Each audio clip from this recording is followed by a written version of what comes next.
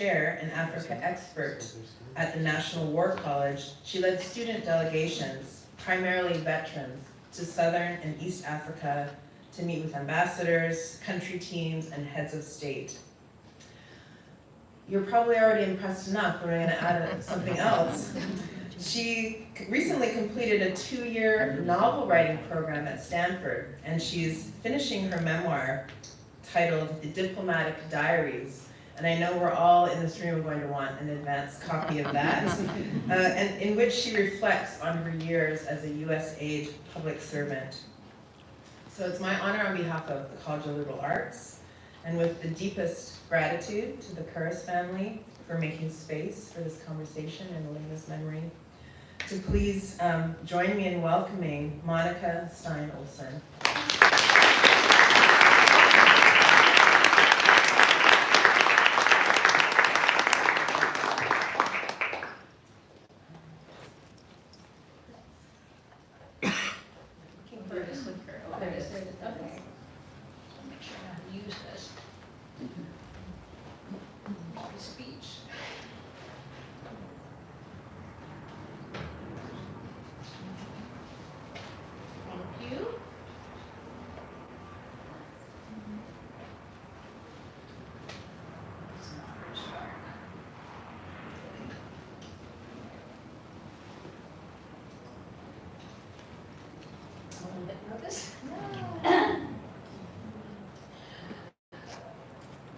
It's an honor to be here today, to be part of the Curris Family Lecture Series, sharing a story that's deeply personal to me. This is not just a reflection of my own journey, but a tribute to the men and women who served in some of the most dangerous and challenging environments around the world. These are the quiet warriors of USAID, whose stories often go unsaid, but whose sacrifices are immense. This is also a tribute to recently fired USAID employees, including our Foreign Service nationals who've been disrespected or betrayed by this dismantling of USAID by the Trump administration. I stand with you. You served America, and for that you have my deepest respect. Thank you for your public service.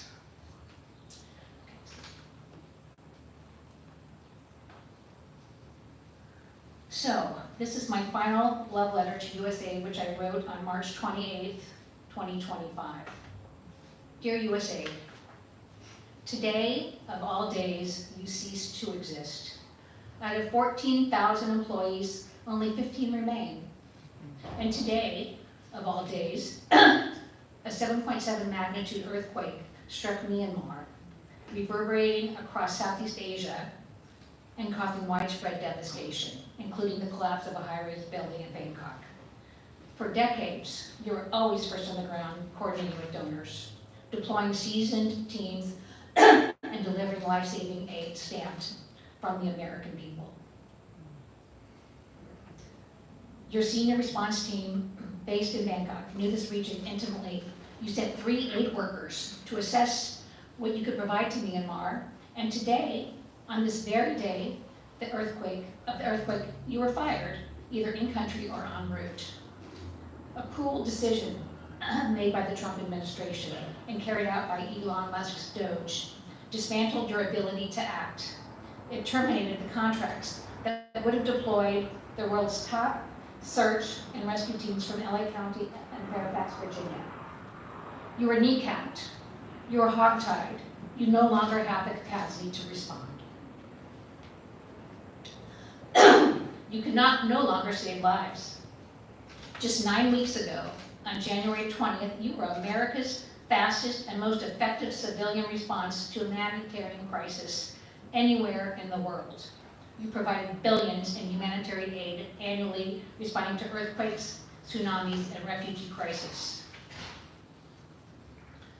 A few recent examples. In Ukraine, you provided over $2 billion in aid, including food, shelter, and medical care, feeding 3.5 million Ukrainians. Mr. Trump, who will feed these people now? You provided over $1 billion in humanitarian assistance to Palestinians in Gaza and the West Bank, where both my son and I worked, addressing urgent needs like food insecurity, healthcare, shelter, water, sanitation, and psychosocial support. You are the largest donor in Afghanistan, contributing $3 billion in humanitarian and development assistance since the Taliban's retreat in 2021. You supported over 100 million displaced people globally, including Syrian refugees.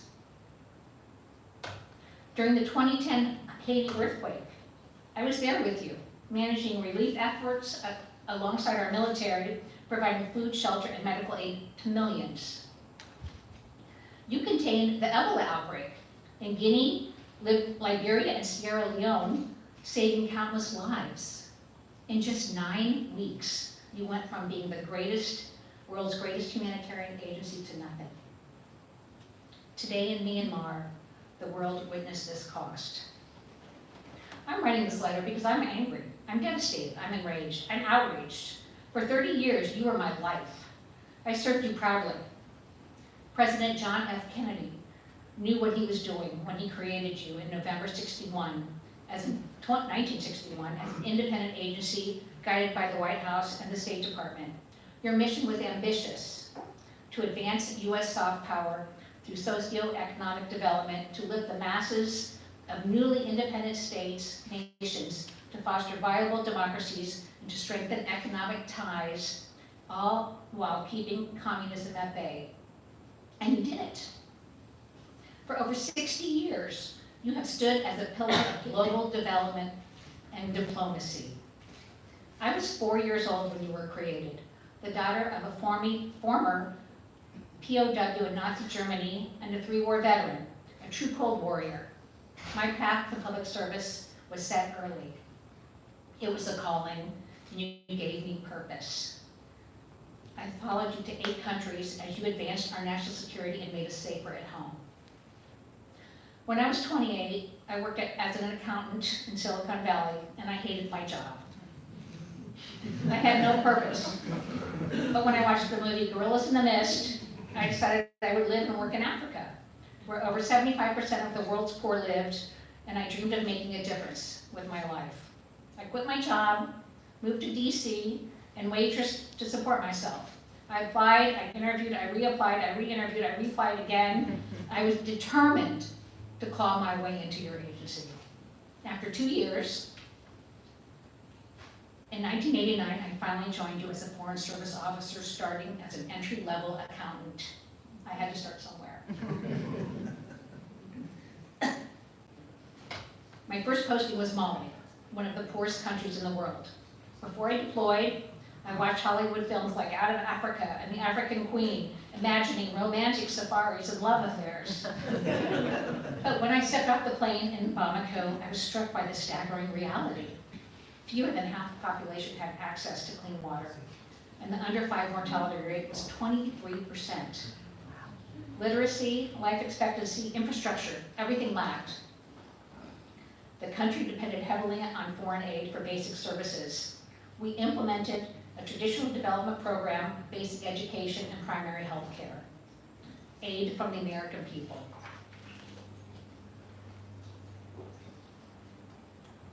And then bam, 1991, my first coup. I witnessed it all. Student protests, labor strikes, brutal crackdowns. More than 300 peaceful demonstrators were killed in the streets of Bamako that March. The chaos was overwhelming and grief hung heavy in the air. Mali was under a one-party military dictatorship that had ruled since 1968. Civil society barely had room to breathe. Corruption, repression, and inefficiency were part of the daily life. Like many African nations, Mali was burdened by the World Bank and IMF structural adjustment programs, policies that slashed public spending on health, education, and food subsidies. The poorest were asked to survive with even less. But something extraordinary happened. The military turned on the dictator, Moussa Traoré, and sided with the people. They promised a transition to democracy, and they kept their word. The work we did. Voter education, training election monitors, strengthening civil society. It felt urgent. It felt real. By the time I left In 1992, Mali had a new democratic constitution and its first freely elected president, Alpha Umar Konate. What a moment! I still get chills remembering the joy in the streets, the pride, the music, the celebrations. The US began pointing to Mali as a model for democratic transition in West Africa. I felt I made a difference because I worked for you. This is a love letter to the Malian people, their resilience, their joy, and their unshakable belief that something better was possible, democracy. USAID, you played a major role. This is also a love letter to Hollywood. I met my future husband, a geologist from Minnesota in Mali.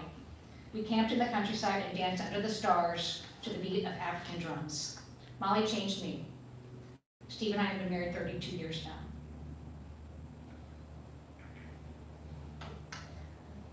My next assignment was Burundi. We arrived in 1993. We were newly married and full of hope, unaware we were stepping in the eye of a coming storm and an ethnic tinderbox. Burundi and its neighbor, Rwanda, were the most densely populated countries in Africa. Ethnic violence had plagued both nations for decades, rooted in the legacy of European colonization. The Tutsis had been favored by the Belgians and given privileged access to education, jobs, and positions of influence. The Hutu majority had been exploited as laborers and denied opportunities. Burundi had endured genocides in 1972 and 1988. The USAID staff had been mainly educated elite Tutsis. But when Melchior Ndadaye, a Hutu, was elected president in 1993, USAID had provided assistance for Burundi's first democratic presidential election. It was seen as a miracle. Hope rippled across the hills.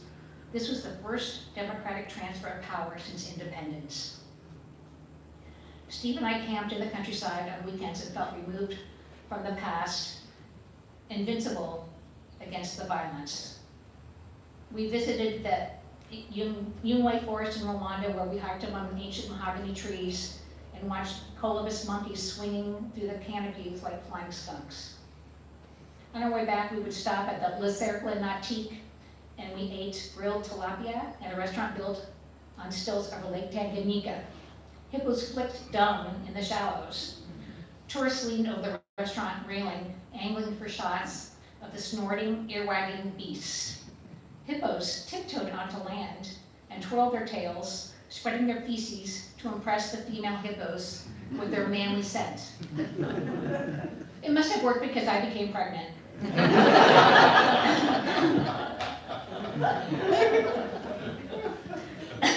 Our baby, its existence felt like a small, private miracle, carried in my womb as the country held its breath. At our mission, I confided to a Belgian colleague that I was pregnant. Corinne wept with joy. This is the start of something new. She had 3 girls. And then came another coup. Steve was in London, and I woke to gunfire. Bursts cracked through the hills. The windows rattled. That October morning, I climbed into our Land Cruiser. I hadn't slept since the first gunshots. The driver took me to the mission to check on our building and satellite radio. Soldiers waved us through the checkpoints, but the mood was tense. At one intersection, a group of men pounded on the hood. Retourne, retourne, vite, vite, they shouted. Turn around now, go back fast. My heart slammed against my ribs. I glanced down at my belly, the baby, the world we were bringing him into. I bolted the doors, and I closed the curtains. I began to bleed. I stayed in bed, in the dark, and in an agonizing week without telephones and airlines, I was finally evacuated to Washington, D.C. The baby was okay, but the months that followed were a blur of grief and dread. Burundi's President Ndadaye had been captured and executed by the Tutsi-dominated army. His bullet-ridden body was dumped in a field. Retaliatory violence exploded. Thousands were slaughtered. The coup failed, but plunged Burundi into 10 years of civil war between the minority Tutsis and the majority Hutus. A year that began with democratic hope in Burundi ended in devastating conflict where up to 300,000 people were killed. The Civil War exacerbated poverty, displaced large numbers of people, and disrupted development programs. Our program shifted to humanitarian aid and peace building. Thank you, USAID. Our first son, Hans, was born on March 11, 1994. I was home in DC, and 3 weeks later, I read the ticker on the bottom of the CNN broadcast. A plane from Dar es Salaam, Tanzania, was shot down by a surface-to-air missile rocket over the Rwandan capital, Kigali, killing the Rwandan and Burundian presidents, both Hutus, launching the Rwanda genocide. Later that same night, in Kigali, Hutu extremists assassinated the Rwandan prime minister, a moderate Hutu, and her 10 Belgian soldiers assigned from the UN peacekeeping forces to guard her, triggering the departure of the Belgians and UN forces, emboldening the Interahamwe, which were the Hutu extremists, to carry out their predetermined plans for the Hutu population to kill the entire Tutsi population. Genocide. The UN was redeployed to evacuate expatriates such as the American employees in Rwanda and Burundi missions on April 9th and 10th. Jane Goodall's chimps were evacuated to Kenya. But not one Rwandan or Burundian US government employee was evacuated with the Americans. Hutu extremists set up roadblocks, and local groups went house to house with machetes, knowing where Tutsis lived because the extremists had identified the places with red paint. The extremists propped up the media, a radio station and newspapers that circulated hate propaganda, urging people to weed out the cockroaches. Radio announcers broadcasted the names of prominent people to be killed, including some of my FSNs, Foreign Service National, local staff. Neighbors killed neighbors, and some Hutu husbands even killed their Tutsi wives, saying their refusal to do would have resulted in their own deaths. Thousands of Tutsi women were raped and kept as sexual slaves. Tutsis had sought refuge at local churches and sports stadiums, often at the invitation of local authorities, coaches, priests, and nuns. At least 5,000 Tutsis were crammed in a stadium like sardines in Kubwiye, where gunmen perched in the bleachers, raising bullets and tossing grenades, making victims scatter like cockroaches, before Hutu extremists hacked them to death with rusty machetes. We had television. We saw the news, the grainy footage, the mass graves. Mid-June, news of the Rwandan genocide was overtaken by the murder of Nicole Simpson and Ron Goldman. While the nation was riveted by the police chase of O.J. Simpson's white Bronco down the Los Angeles freeway, on that one day, 10,000 Tutsis were hacked to death, and 2,500 women and girls were raped. And yet somehow I too was guilty of switching the channel. I focused on keeping the babies safe. I focused on sleep and milk and putting one foot in front of the other. I told myself I was powerless, that we couldn't have stopped it, that it wasn't my war. Over the course of 100 days, at least 800,000 Tutsis and moderate Hutus were slaughtered. But the United States could have stopped the genocide, or at least tried. 4 years later, President Clinton stood on the tarmac in Kigali, Rwanda, and said the world had failed, that the United States hadn't known the extent of the killings. Not true. You and I both know that. In the fall, 1994, our family relocated to Kenya. Both of the Rwanda and Burundi missions were merged into the Coordinating Office for Burundi and Rwanda Affairs, the COBRA office. I was the COBRA controller. Based in Nairobi, I flew weekly either to Bujumbura or Kigali with Hans and our nanny to help program millions of dollars in emergency humanitarian aid, including food aid and programs in health, nutrition, small-scale agriculture for refugees and the internally displaced. USAID ramped up support for reconstruction, reconciliation, and recovery efforts, including programs for displaced people, rebuilding institutions, and restoring health services. The first time we flew to Rwanda was fall of 1994, right after the genocide. During the rainy season, when the clouds were enormous and low and lightning flashed through the violet blue nights, I had requested to stay at the Hotel de Mille Collines, where Paul Rusesa Bikbagina, a Hutu married to a Tutsi, had hidden 1,200 Tutsis who had sought shelter in the hotel he managed. His story was unknown until the Hollywood movie Hotel Rwanda. When Hans and I arrived in Kigali, the new government had restored most essential services and buried most of the dead. But the massacre by machete was evident by the hundreds that walked around with the bandaged limbs and deforming scars. They were the lucky ones, the zombie-like survivors. 75% of the Tutsi population had been murdered. Hutus had murdered 45 members of the US government staff that we left behind. 45. The remaining staff were shell-shocked, revealing personal horror stories, neighbors hacking neighbors to death, and colleagues hacking colleagues to death. Priests killed their parishioners, and elementary school teachers killed their students. Bonaventure Imbizi had worked for USAID for 10 years. He and his family were left behind because they were Rwandans, they were African, they were black. Bona, as we called him in the mission, his wife and 3 children, who were 3, 2, and 3 months, escaped the genocide due to a neighbor's kindness. He later told me that he told his wife, "We have no option, let us drive to the church. At least we'll force them to shoot us instead of killing us by machetes." A machete had severed his mother's Achilles tendon so she couldn't run, and she was hacked to death. I carried Hans in a front pack as we walked through the town center along the Boulevard de la Révolution, lined with banana trees, past the American Embassy and crumbling adobe houses, shocked at the number of amputees meandering around Kigali.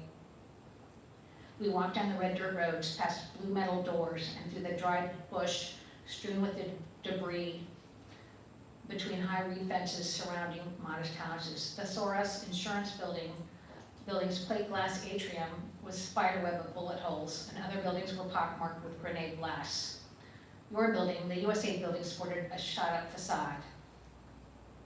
Without embassy approval, I paid a local driver to take me an hour south of Kigali to Ntarama's former Catholic church, where the 5,000 people had been murdered.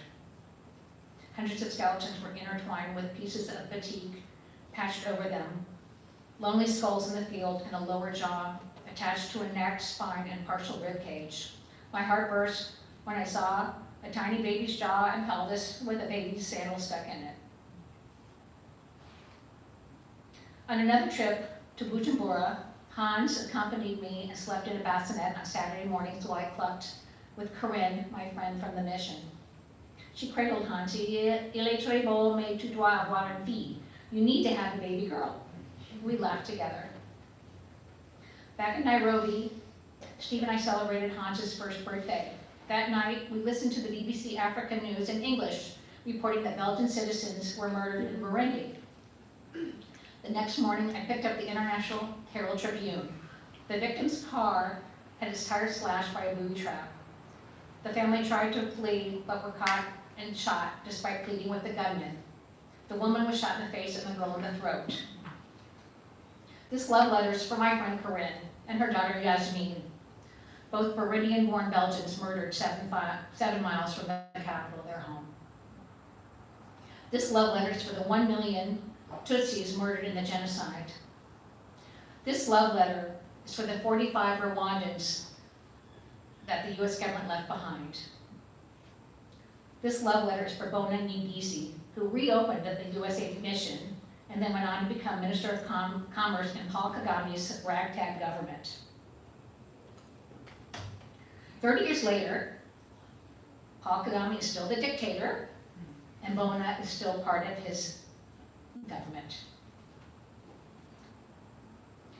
Our small family arrived in Tanzania in the summer of 1995, and I was expecting another baby. I kept quiet about my pregnancy until I arrived at post. I didn't want to risk my assignment as the controller. Tanzania was brimming with change. After decades of a multi-party rule, after decades of a one-party rule under Nyerere, the country was cautiously stepping into the world of multi-party democracy. It was a time of incredible promise, but also uncertainty. And USAID, as ever, was right in the thick of it, supporting the country's very first multi-party elections, strengthening civil society, and helping to lay the foundation for democratic institutions. I still remember the buzz in the air around the October 1995 election when Benjamin Mkapa was elected the president. It wasn't perfect, but it was a beginning, a hopeful one. Economically, things were even tougher. Tanzanians were struggling with liberalization, privatization, and the structural adjustment programs, all while carrying the weight of rural poverty and underdevelopment. But again, USAID, you stepped in, not just pushing policies, but backing the right people behind them.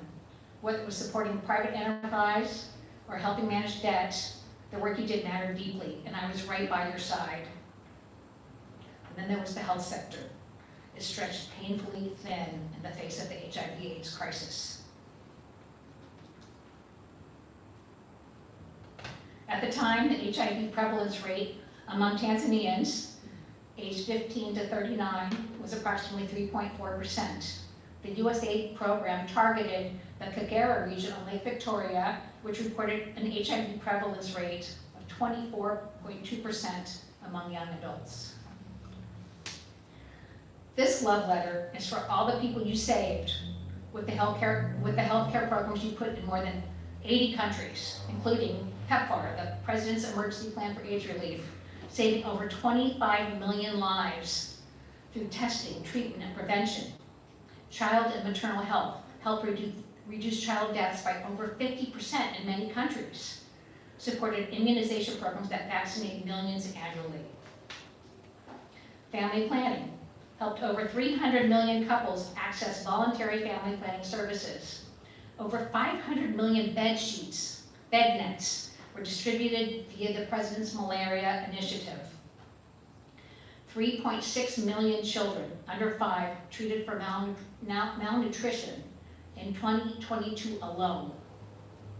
Eradication and control of disease, you played a lead role in the eradication of smallpox and near eradication of polio. I'm enraged, President Trump, because cutting this sector will accelerate disease outbreaks, reverse decades of HIV/AIDS progress, and weaken pandemic defenses globally. As a country, our national security has been weakened. Our second baby boy, Hunter, was born in Pretoria on February 10, 1996. As he grew older, he told his friends that he was African American. It was true. Africa was home to him and us in every way that counted. 3 years later, on August 7, 1998, I was in Dar es Salaam. I'd driven our beat-up Land Cruiser, me and my 6-week baby bump, to the American Embassy on Lebanon Road in Dar es Salaam. The sky was that blinding Tanzanian blue, and the heat hung thick in the air. I parked across from the embassy, right in front of our friend's house. Their fuchsia-lined gardens buzzed with sunbirds. I still remember rubbing one of the soft triangle-shaped petals between my fingers and breathing in the scent. I was very excited about being pregnant again. Our friends were away vacationing, so there was no Friday play date for my sons. Hans was now 4 and Hunter was 2 that morning. I was very disappointed. I chatted briefly with the young Tanzanian woman guarding the entrance to the embassy.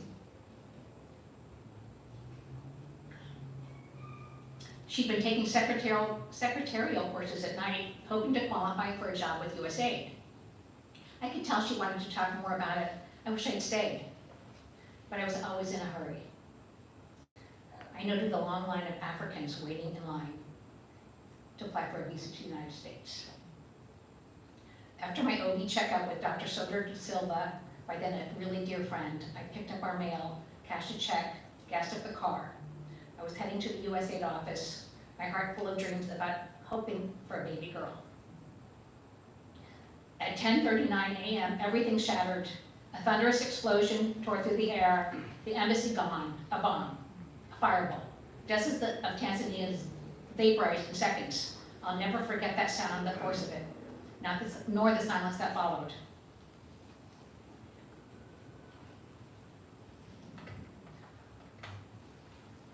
The young female guard, gone, just like that. Almost simultaneously, a second bomb exploded at the US Embassy in Nairobi, Al-Qaeda. We didn't know that name yet, but we would soon. Over 900 FBI agents had fled into East Africa to gather evidence, identify victims, and track perpetrators. In Dar, the target was for Americans, but not yet none of us died that day. Only Africans, the people who worked for us, the ones who waited under the hot sun dreaming of a visit to the United States. I was given an award for heroism. I still don't know what for. My friends were dead, hundreds were injured, blinded, burned, broken. I couldn't sleep, couldn't stop imagining the worst. Normally, my two little boys would have been across the street that day, and in the house that received the worst of the fireball. My nightmares were of my kids. Little arms reaching out from flames like pieces of fried bacon. I self-diagnosed with PTSD, but never sought treatment. I was afraid it would affect my security clearance, my career, my life. It was right to be afraid. I was acting director in Tanzania for 3 months after the bombing with one task: program $10 million for the victims. I was functioning, smiling, inside I was hollow, except I wasn't, I was pregnant. 7 months later, our baby girl, Tatiana, was born on March 20th, 1999 in Pretoria. She was healthy, thank God. I remember whispering to my friend Corinne in a moment of joy, "J'ai une petite fille maintenant," I have a little girl.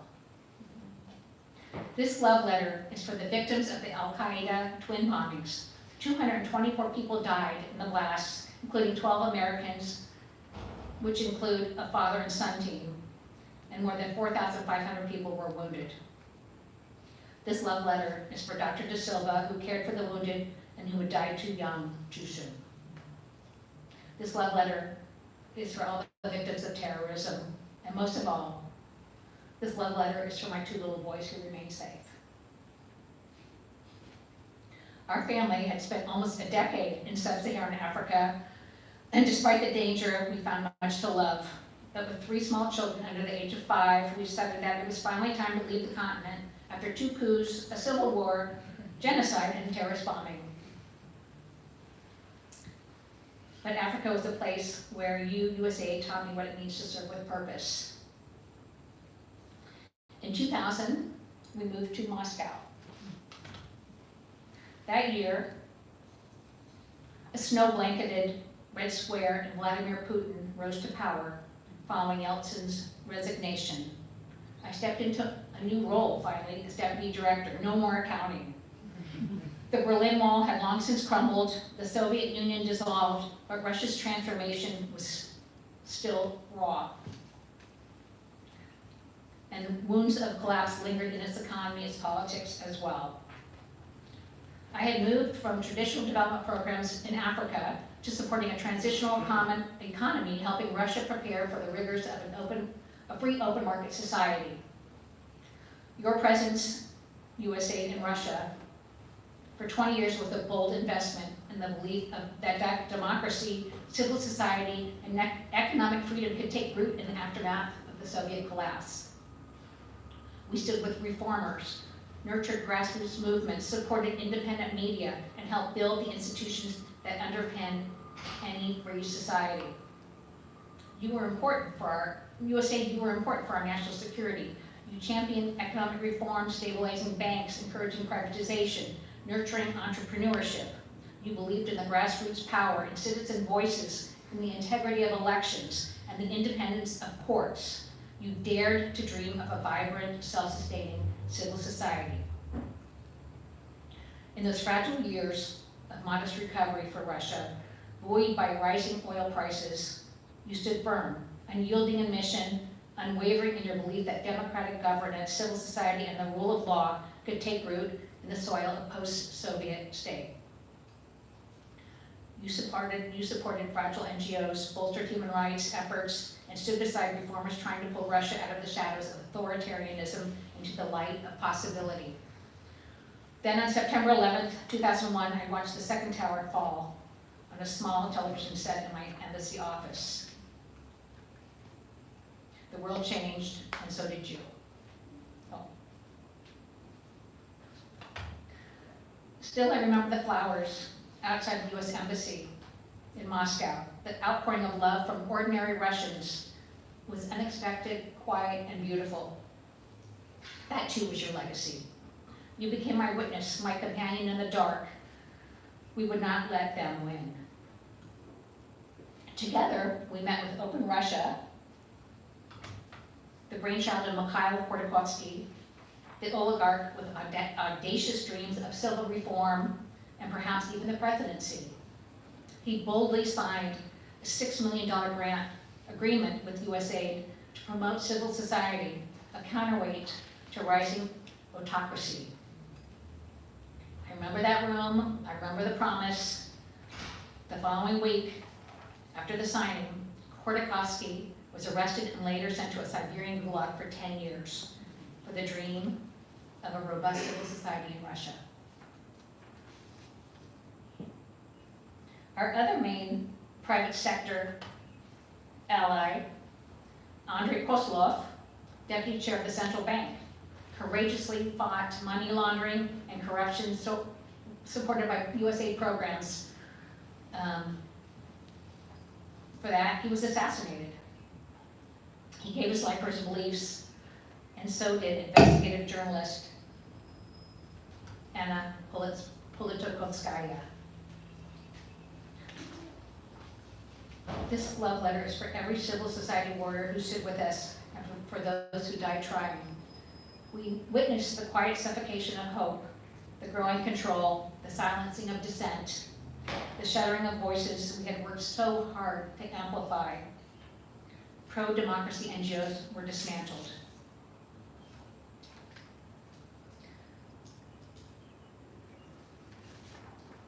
Our election monitoring partner, Golos, who courageously exposed electoral fraud in Russia, helped spark massive street demonstrations against Kremlin power. For that, the Peace Corps was expelled, accused of espionage. And finally, you, USAID, you were shut down for meddling in Russian politics. After 4 snowy, soul-searching years in Russia, I was posted to Morocco, North Africa. Oh, this is the American Embassy in Moscow with the flowers. And I had the incredible, humbling honor of becoming the first woman in 50 years to lead that mission. And no, I was not a DEI hire. It was 2004, Morocco stood at a crossroads, looking ahead, modernizing, yet still wrestling with deep-rooted challenges. King Mohammed VI was ushering in sweeping reforms, economic liberalization, and the groundbreaking family code, or Mudawana, which gave Moroccan women greater rights in marriage and family life. We arrived just 3 years after 9/11, and 6 years after the East Africa American Embassy bombings. The world was shifting beneath our feet, and so were you, USAID. Under President Bush, USAID's focus pivoted from global health and traditional programs to countering violent extremism, CVE. And so we graduated Morocco from the long-standing health programs that had shaped 3 decades of progress. But let me be clear, USAID had helped change lives in Morocco. USAID helped reduce maternal mortality rate by over 60% between 1990 and 2010. You dramatically increased contraceptive prevalence. You tackled infectious diseases. You eliminated polio. You strengthened immunization systems. And then, when the world demanded it, you pivoted with purpose. We redesigned every program to go after the roots of violent extremism, poverty, exclusion, lack of opportunity. We worked hand in glove with the Middle East Partnership and initiative, MEPI, led by Liz Cheney. And with AFRICOM's Trans-Sahara Counterterrorism Program, AFRICOM, they were our new partners in prevention with AFRICOM was headquartered in Stuttgart by 4-star general. Yeah. Together we became unlikely allies. Diplomats, development professionals, and defense officials, finding common ground to our shared mission to prevent extremism. We became the 3 pillars of national security. We are the 3 pillars of national security. We built programs that blended military hard power with USAID soft power. And for the first time in the agency's history, I wrote a mission strategy that focused solely on youth.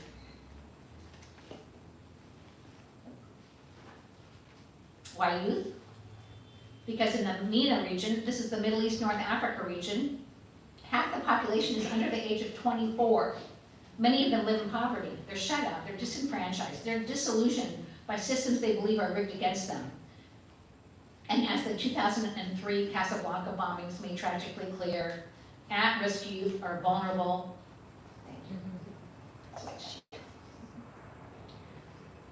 At-risk youth are vulnerable to recruitment by extremist groups who offer status, belonging, and income, and new sneakers.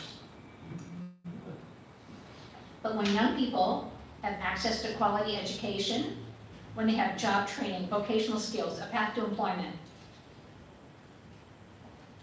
when they have hope, they are far less likely to be seduced by violence. So we invested in schools, in entrepreneurship, in opportunity, in dignity. One issue that kept me up at night, too many kids were being locked up for petty crimes. They were thrown into the general prison population where radical ideology could spread like wildfire. We knew we needed to interrupt the cycle, so we created a prevention-first approach, education, skills training, alternatives to incarceration, a second chance. AFRICOM provided the funding and the hardware, and that youth prison program became my parting legacy. And it worked. It was replicated across the region, because when development is done right, it is one of the most powerful antidotes to extremism. And yes, it makes Americans safer at home.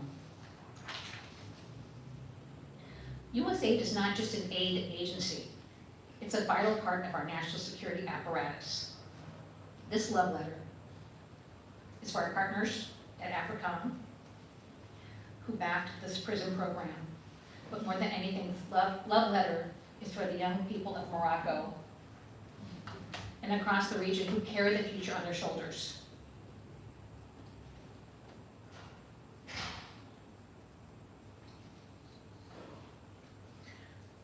When my family moved to Washington, D.C. after 5 years in Morocco, so our oldest son could start high school, my path at USAID shifted. I was assigned to teach at the National War College. There, I found a new calling, teaching the military about the vital intersection of diplomacy, development, and defense. As I've mentioned, the 3 pillars of national security. I became the USAID Chair and Africa Expert, but that title didn't matter as much as the students I was teaching. Many of them had served in Iraq and Afghanistan, and many carried invisible wounds from their time in combat. They weren't just soldiers. They were people who witnessed the hardest parts of war, and they were seeking answers on how to avoid repeating the same mistakes. I taught 3 courses. One, non-military instruments of power, where we explored how diplomacy and development can shape global stability. Another was the global context, where we dissected complex foreign policy situations in countries like Rwanda, Sudan, and Afghanistan. And these were not just theoretical exercises. We dug deep into the real-world impact of our work. We visited places like Rwanda, where we met President Paul Kagame, who spoke passionately about his country's economic success. But when we asked him about his human rights, he laughed, and it was a sobering moment. It underscored the complexities we face when trying to promote democracy in regions where power has come at a cost. It's one thing to teach theory, it's another to live the lessons. I'll never forget a moment when one of my students, a Navy SEAL, missed class. When I asked him where he'd been, he just smiled and said overseas. That weekend, President Obama had ordered the operation that took down bin Laden.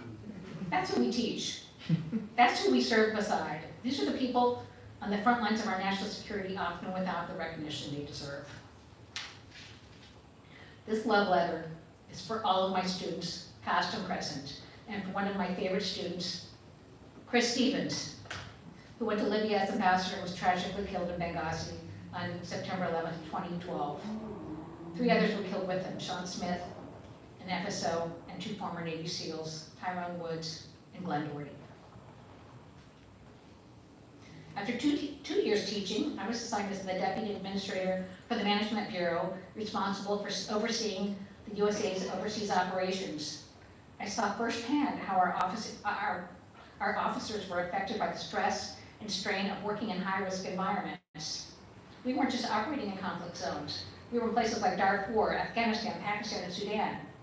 Regions where violence was a daily reality and where our officers were serving under the same conditions as soldiers in combat, but without the armor or the recognition. Our officers, many of them were burned out and quietly breaking down and couldn't travel outside the wire to monitor or evaluate our programs. It was a pressure that was relentless and it took a toll on their mental health. When a USAID officer was killed in Afghanistan, and 6 months later his roommate died by suicide, we knew we had to do something to change. We commissioned a stress and resilience assessment, and the findings were clear. Nearly 76% of USAID staff had served in high-threat environments. They reported the same stressors faced by military: multiple deployments, long separations, burnout, role confusions. But unlike the military, USAID had not yet adapted to this new reality. One officer summed it up perfectly. The staffing model doesn't match the mission anymore. You had changed. USAID had changed. This isn't just about implementing mental health toolkits or resilience programs. It was about changing the USAID culture. I advocated for better mental health services, some of which were implemented, but most weren't.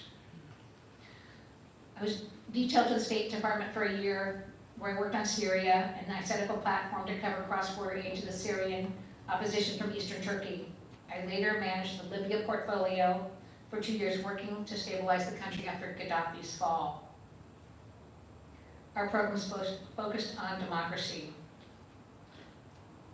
just to strengthen our own national security.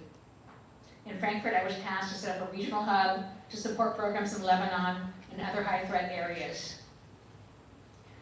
Everywhere I went, I saw the same pressures on our officers, people working in isolation, under immense stress, and without the recognition they deserved. Our world had become more dangerous, and we weren't prepared.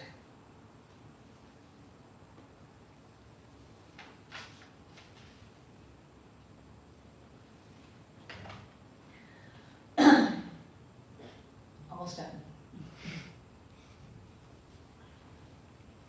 Dear USAID, you were my first great love, and after 3 decades together, you gave me the most unforgettable farewell.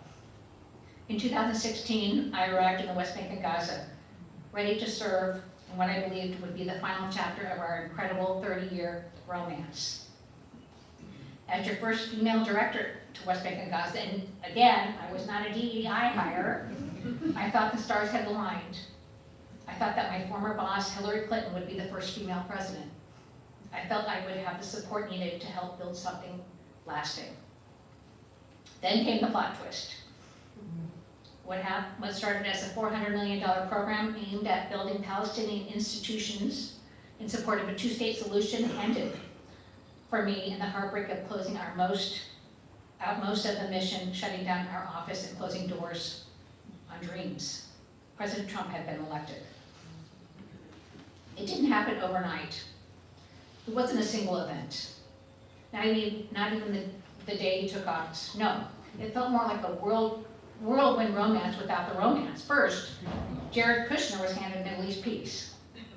Then came David Friedman, as ambassador and Jason Greenblatt as the Middle East envoy. The trio, as I came to call them, real estate men sent to reimagine the region's future, but without the Palestinians. They never said that out loud. I gave them everything: briefings, field trips, introduction to our Palestinian partners. I even brought our Gazan partners to the West Bank for roundtable discussions. We had hope, I had hope, that if they saw what we saw, they'd understand, that they'd see how vital these programs were, that the lives and dignity of Palestinians mattered. For a brief moment, I thought maybe, just maybe, they were listening. But then came December 6, 2017, the Jerusalem Proclamation, the embassy move. President Abbas cut ties. The Prime Minister and ministers were barred from communicating with the US government, except through USAID. They trusted you. They trusted us. We held the line.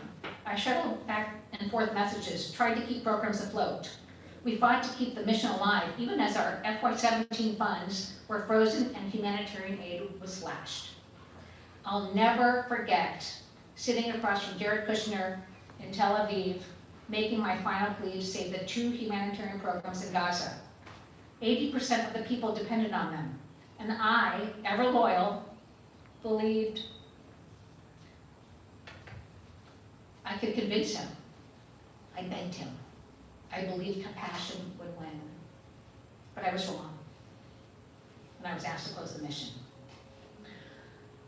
Still, I saved our staff, those brilliant, resilient, deeply committed local staff. We scattered the seeds of our mission across the region to DC to other posts. They carried our values forward. Now what will happen to them? When Jared Kushner unveiled the Economic Peace Plan in Bahrain in 2019, it was built partly from our work at the mission. But the Palestinians boycotted it, the plan failed, Jason Greenblatt, the Middle East envoy, left, and then I left. I was so disgusted. By then, I felt that USAID and I were both fractured, schizophrenic, like 2 characters in a political drama written by Kafka. And yet through it all, I will always treasure the privilege of working with the remarkable staff and partners of the West Bank and Gaza mission. They changed my life. They reminded me why I fell in love with this work in the first place. And no, we never gave 50 million condoms to Hamas.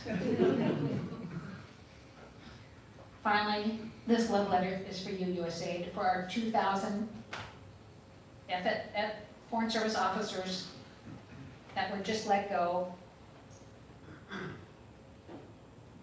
our 5,000 local staff, the backbone of our agency, and our contractors, NGOs, and donor networks, for our partners, recipients, and beneficiaries. And let's not forget the USAID Memorial Wall at the Ronald Reagan Building, currently covered, but which honors 99 of our colleagues who died in service to this mission. They gave everything, often quietly, without recognition they deserved.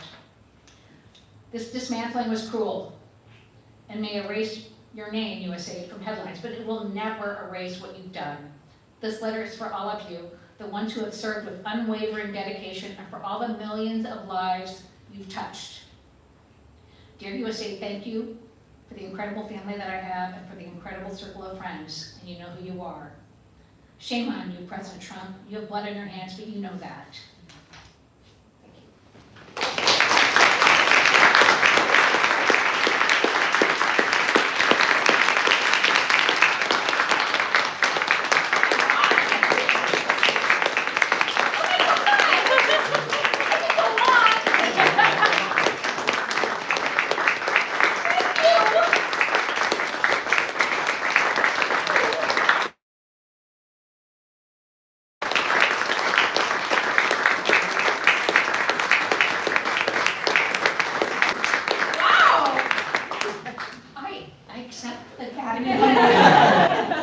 Thank you so much.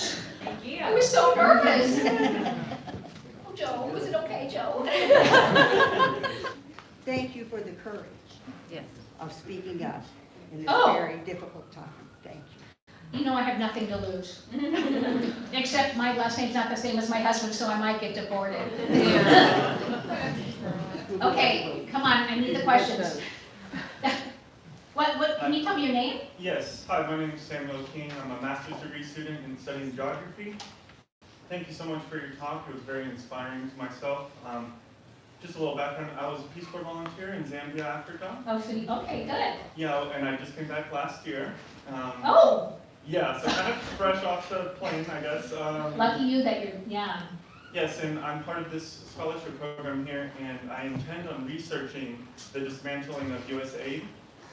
And I was wondering if I may ask you Yeah. for kind of a research suggestion. I want to study the difference between the rural and urban sectors in development. Okay, So, was USAID more focused on urban or rural it development? depended on the country, and I was telling somebody today in the classroom, each country has the different programs. So, Moscow, that could have been civil society development, political party building. In Africa, a lot of it was rural. So it depends on the country.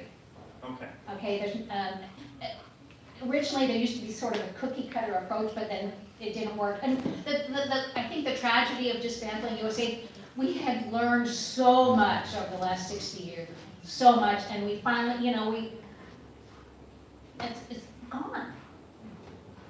It's gone. Do you think that enough time has gone by to study this in a research capacity Enough time?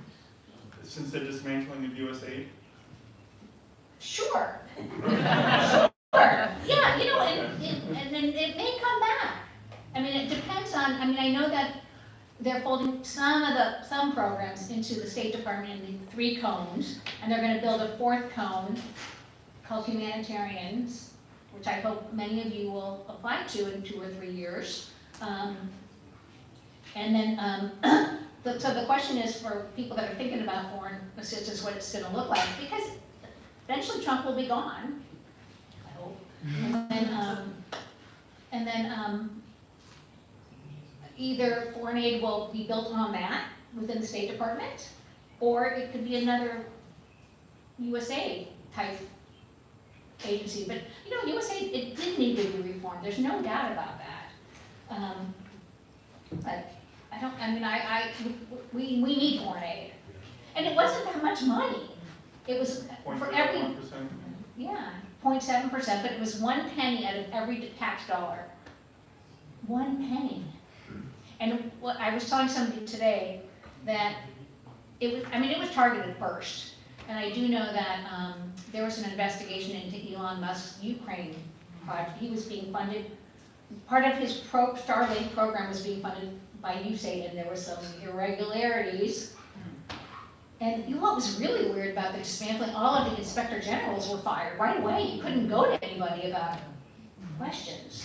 And now the GCs were, and now the unions, I mean, it's cruel. Hi. Hi, it's Kathy Boss. Is there any way that NGOs can work together during this period Yes. and try to maintain some of the programs? Yes, absolutely. Yes, and I'm telling students today, I go, there's a lot of NGOs and foundations and corporations that have, you know, philanthropy that are not U.S. government funded. Or when I was in Rwanda, I had a friend that came out to stay with me, and he got hired, right? I mean, figure out, you know, you're never gonna get rich being a development officer. So go out and work for free, why not? I mean, do what you have to do. I mean, it's a calling. It's definitely a calling. Hi, Bill, I know you already. Yeah. I'm quite certain that there are a lot of really good people in Washington and within the Republican Party who support foreign aid and who supported USAID over the years. Why does it seem like there's not any effort within the Republican Party to Oh, stop this? Mario Rubio supported it. Lindsey Graham was a big supporter. Where were they? They come on. You know where their interested in kiss your was? thoughts. What? Joe? No, they're afraid.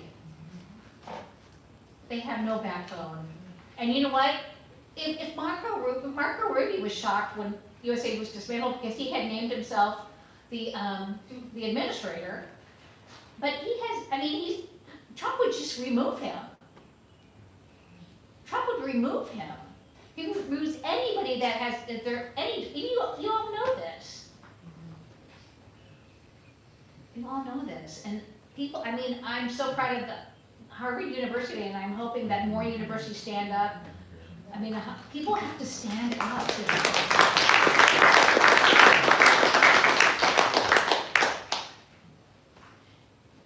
Okay. Hi, I'm Beza, and I wanted to ask, what other countries do you see taking on this level of aid work? Oh, China. Yeah. China. They've already, I mean, they came into Myanmar with, they were the first ones there, and Russia. Yeah. They're gonna fill the vacuum. They're gonna fill the vacuum. Hi. Hi, Sabrina Sanders. You know, you talk about other organizations or other people filling the vacuum, but, you know, I think about missionary mentality and how can some of these efforts, are they really driven from a positive, uplifting the community versus a monetizing or mission-based religious, you know, building? I think some of these things can be very harmful. What's your perspective on?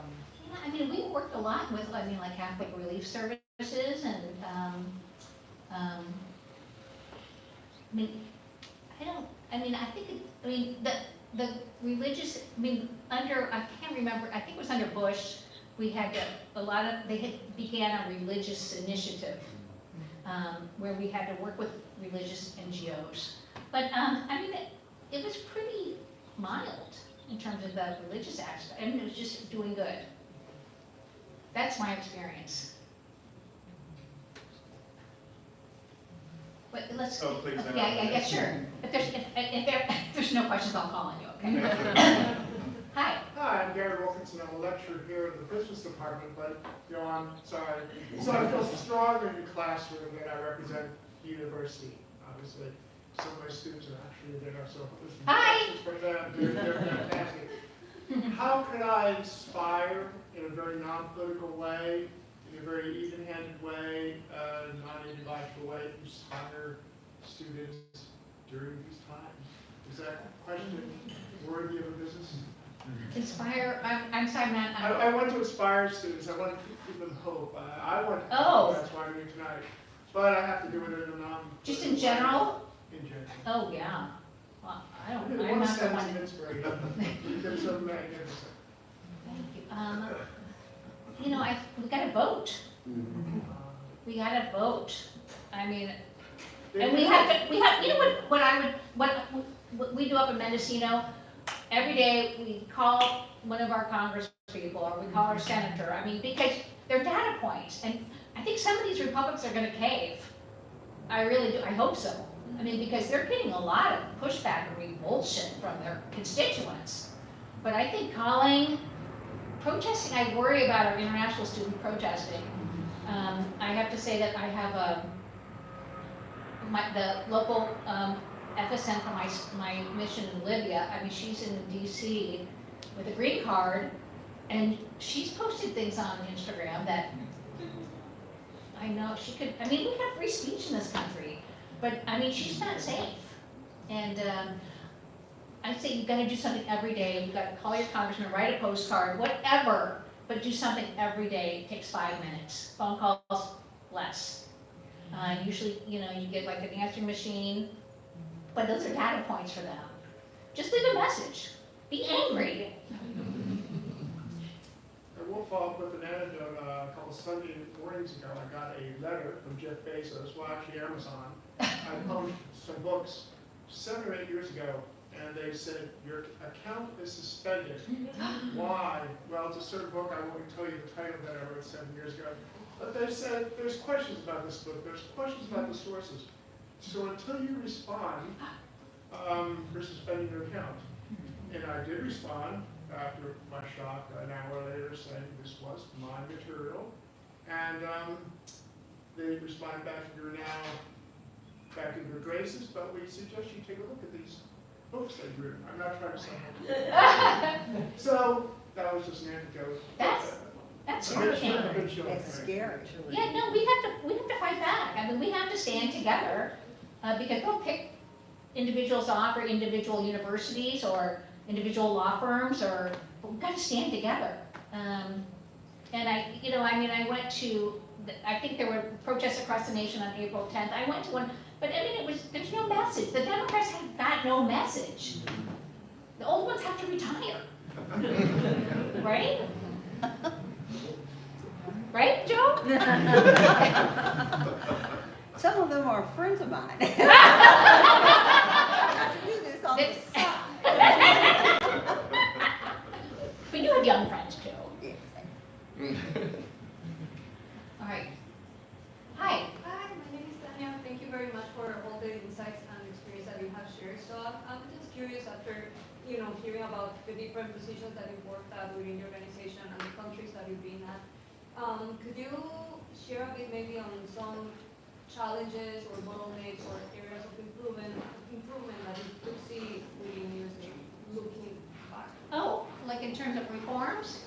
Yeah, or things that, at that time you saw that were like a barrier maybe to get on with the goals and the different objectives. So I can say one thing. Yeah, okay. In our conflict zones, in Afghanistan or Pakistan or Iraq, we have 1-year assignments with 2 R&Rs and not only. I mean, people can't get anything done. And they're just bodies there. And to me, that was waste. If you try to call somebody to get something done, they're on R&R. Or, and then, yeah, no, that to me was a huge problem. Huge. And, we talked about it. People knew that, but the problem is nobody ever does anything. And the thing is, the administrator's political. It doesn't want to get involved in the management. And then the deputy is involved in all the it's really hard because the whole top of USAID is political and everybody else's career pretty much. And, they don't really talk to each other or they don't trust each other. And so it's very difficult. Hi. Hi, I'm Larry Martinez. What are some of the mechanisms for coordination between USAID and, for instance, UN agencies and development agencies from other countries? Yeah, that's a good question. That depends on the country. When I was in West Bank and Gaza, my last assignment, they had a biannual coordinating meeting in Brussels or New York at the, next with UNGA. So it was all of the partners, the donors, and it was big wigs from like Jason Greenblatt and Jared Kushner, mission director, other donors, Israelis and Palestinians. So it's every 6 months. But like anything, you share programs there, and then when you get back, things you don't follow up. But there is not an institutionalized, let's say, a mechanism that has an institutional framework to it for the coordination of various, let's say, industrialization or education or health. Sure there is. Yeah, in country there is. There's donor working groups. Yeah. Like for example, I'm just thinking of, let's say Russia, there was an HIV/AIDS working group with all the different donors. Yeah, there are, yeah, and they usually run, we ran a lot of them. Morocco.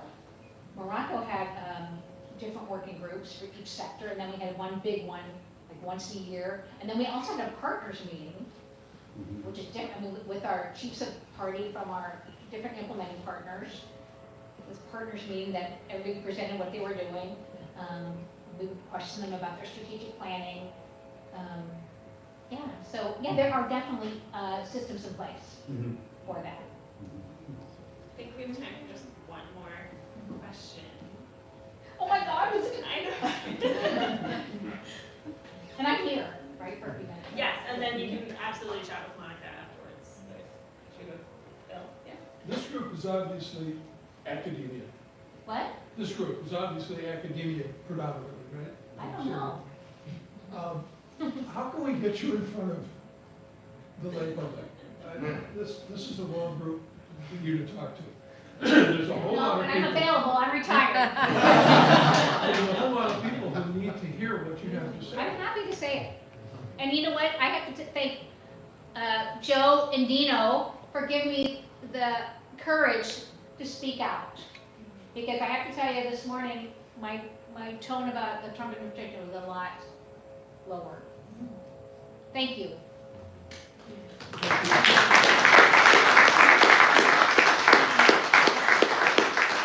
Yeah, I'm available. Okay, we'll take Trey. Do you have one last question for us? Yeah. Yeah, when you were talking about your time teaching at War College, you Yeah. mentioned 3 pillars of. What? When you were teaching at the War College, I think you mentioned 3 pillars of, I think you said. 3 math courses? Three. So it's 3 pillars. Yeah, there's only 2 now. I wrote down diplomacy, development, and defense. Defense. And it made me think on your, what kind of risk sometimes are we putting on the groups and people that we sometimes interact with? Well, you saw, I mean, our partners were assassinated in Moscow. You think it was partially attributable to the. There's no doubt. I mean, we supported the corrective programs that Andrei Kozlov was implementing. And then, you know, yeah, there's no doubt. And then we supported Anna Politskaya, USAID for investigative reporting. I mean, no doubt. Were they labeled as spies? What? Were they labeled as spies by the Russian government? I don't know, I don't think they were spies, but they didn't like, they said we were meddling in their politics. And then with Mikhail Khodorkovsky, he could not be assassinated because he was so high level, and he was the head of Yukos Oil Company. And so, but 10 years in the Gulag, that would dampen my presidential aspirations. Thank you. You're welcome. Yes. One more round of applause.